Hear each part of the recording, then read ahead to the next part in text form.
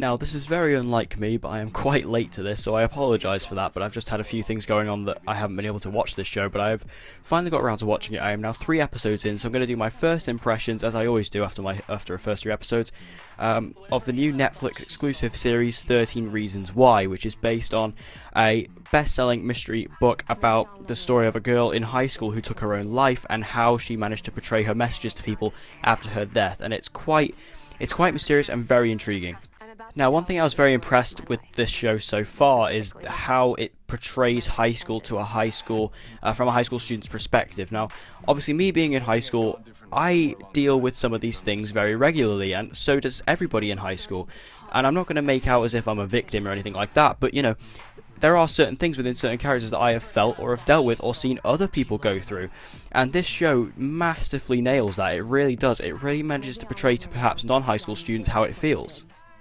There is a really important message buried deep within the story of this, and that is very impressive, and it's a sensitive subject, and I understand that perhaps some of you watching may potentially have been through something like this or known someone who has been, and it's a tragic thing, and that is something that's hard to deal with in the show. Especially it'd be hard to watch, and it is hard to watch to see some of these characters go through what they go through, and it's quite upsetting to see.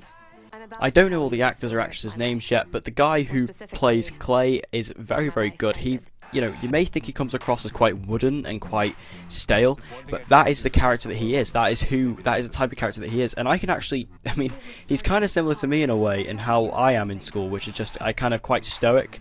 So I do kind of relate to Clay in some ways, and he's very good at portraying, the actor who plays him, very good at portraying that kind of, socially awkward kind of isolated persona.